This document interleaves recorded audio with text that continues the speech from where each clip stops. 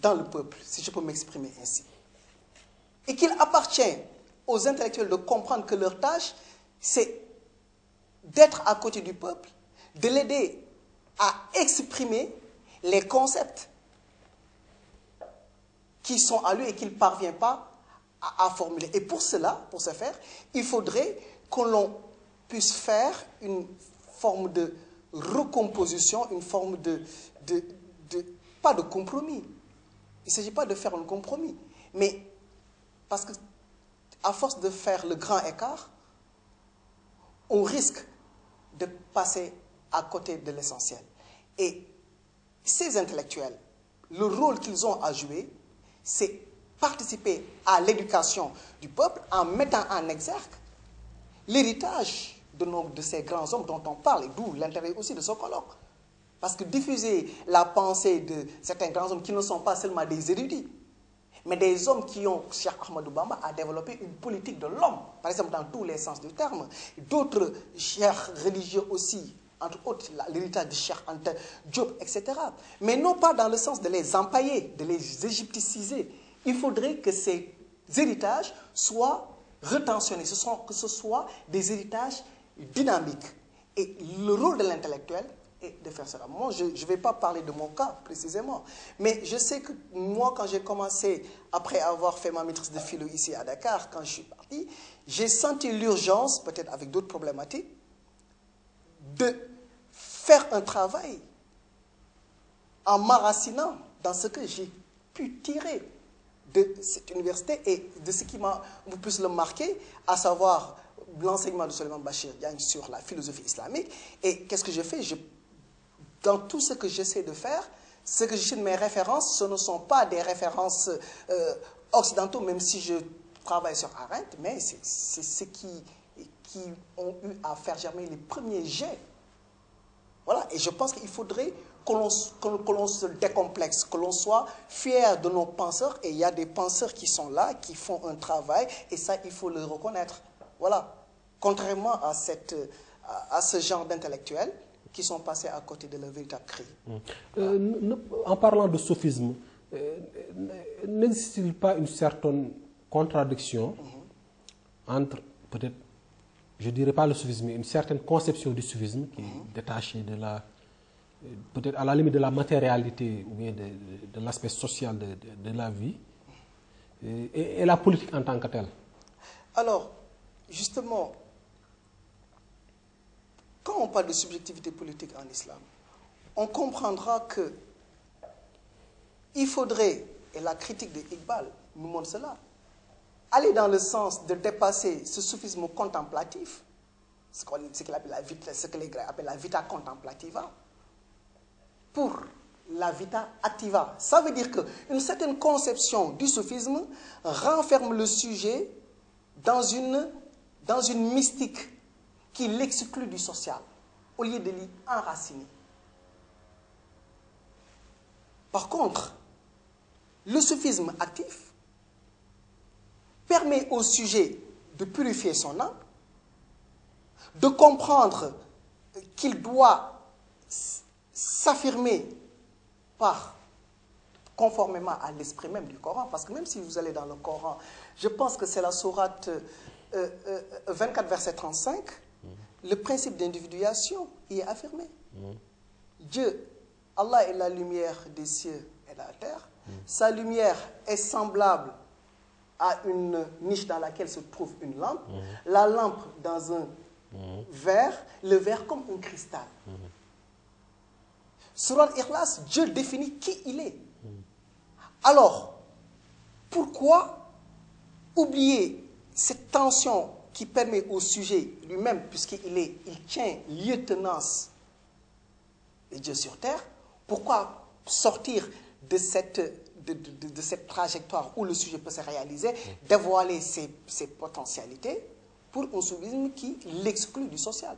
Donc le vrai soufi, et je terminerai par là, c'est celui qui voit que le temps est l'occasion pour lui de s'affirmer par la méditation, c'est vrai, par l'action. Et c'est pour cela qu'on a dans le mouridisme ce triptyque dont on a parlé, à savoir la science, la prière, le travail. cela va ensemble. Voilà, je pense que effectivement, c'est peut-être l'intérêt de ce colloque et des chercheurs qui sont intervenus. Par exemple, dans certaines communications, notamment le professeur Mohamed Galaye Ndiaye, qui a fait une communication, si je me souviens bien, sur le soufi engagé. Voilà. Donc, chez Amadou Bamba, le modèle du soufi engagé, où il démontre qu'effectivement, chez Amadou Bamba avait un modèle de soufisme qui lui permettait d'articuler la préoccupation fondamentale qui est la vie de l'au-delà, mais en utilisant, en s'engageant dans la vie et dans le bien-être de sa société. Maintenant, pour revenir toujours à la question politique, nous sommes à l'orée d'échéances importantes pour le pays, et notamment les prochaines élections qui vont se tenir.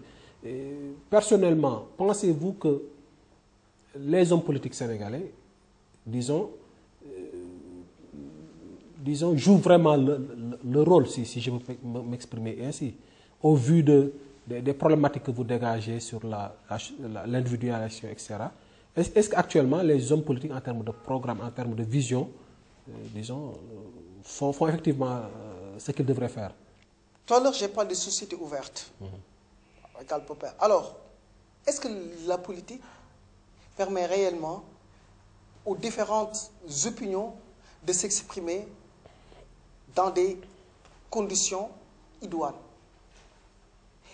Est-ce que les hommes politiques qui sont là, parce que moi, je n'ai pas entendu un homme politique poser un projet de société pour l'homo sénégalensis. Chacun, élisez-moi, il y a combien de partis au Sénégal, par exemple? Il y a plus d'une centaine de partis. Et donc, ce que l'on voit, c'est que ce que veulent les politiques, c'est tout simplement faire en sorte que les masses, justement, les élisent sans pour autant critiquer leurs actions, mais une critique objective. Alors, et c'est ça le problème, parce que maintenant c'est comme un renversement de la dialectique, c'est comme qui dirait que les partisans politiques sont devenus de véritables talibés au sens dépassé, c'est-à-dire au sens de talibés soumis de façon acritique et suivent les chefs de parti qui se transforment donc de ce fait comme des gourous. Voilà. Et donc, je pense que ces échéances électorales doivent nous permettre de repenser notre rapport avec la politique.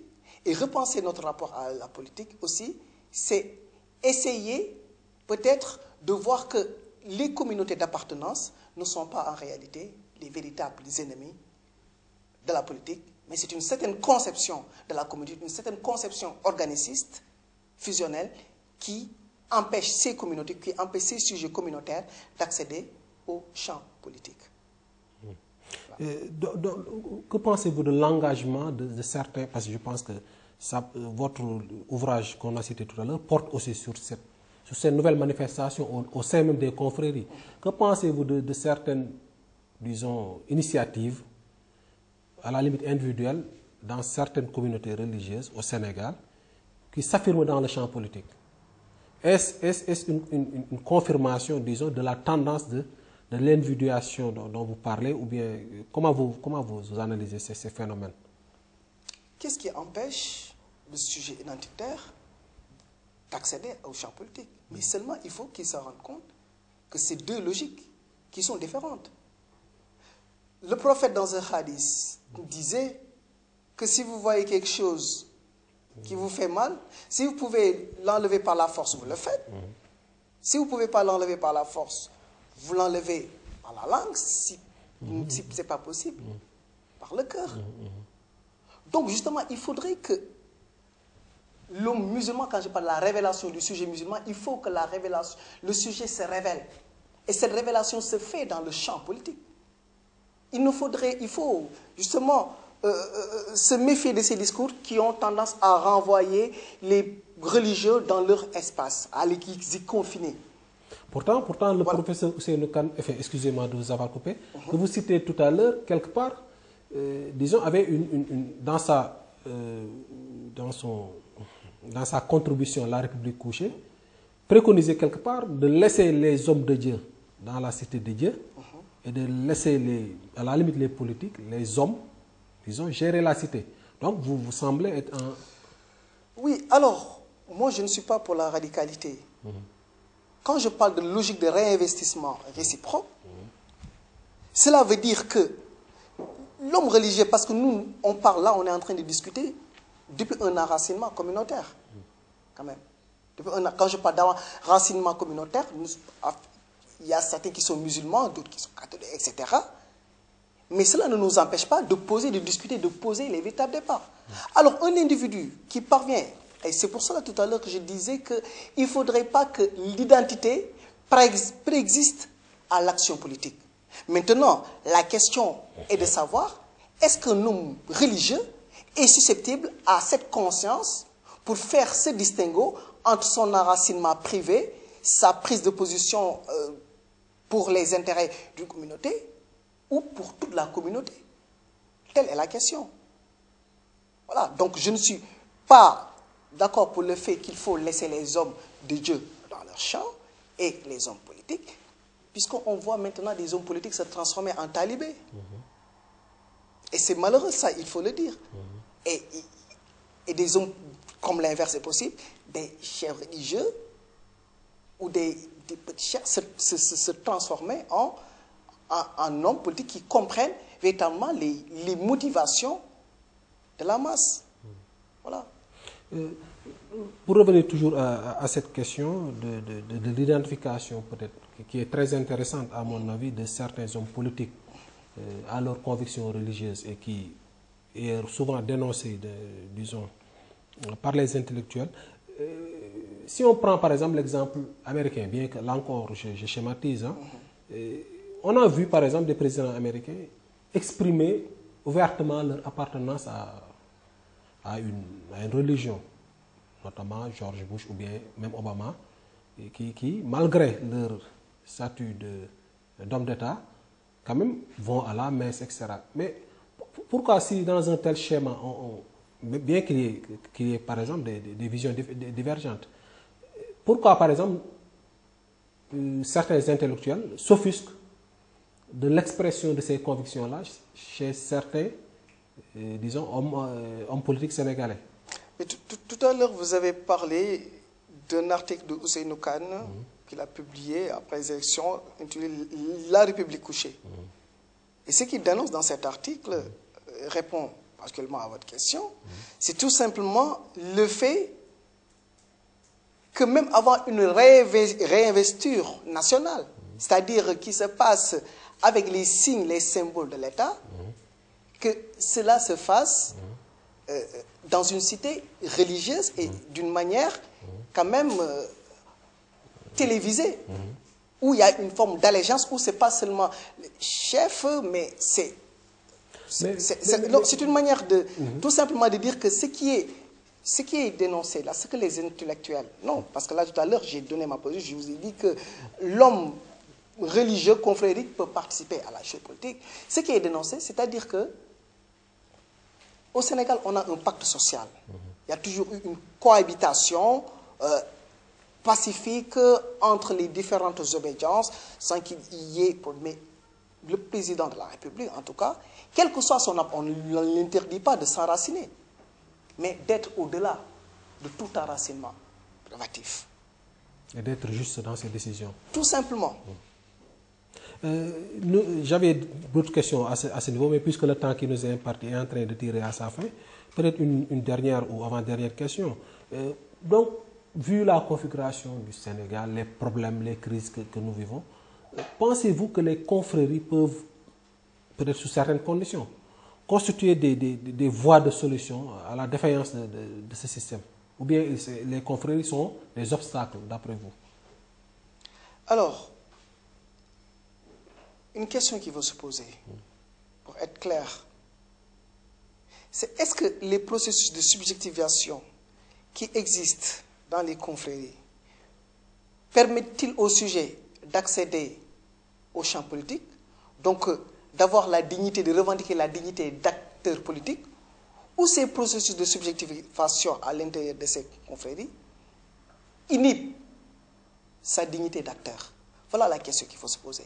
Et en posant cette question, on se rend compte que ces espaces confréries, c'est des espaces, effectivement, de transfiguration. C'est des espaces qui peuvent autant accueillir l'espace, accueillir le sujet politique, permettre au sujet politique de se manifester, autant ces espaces aussi, puisque l'éducation est fondamentale. C'est-à-dire qu'il y a un travail qui doit être fait dans ces confréries-là.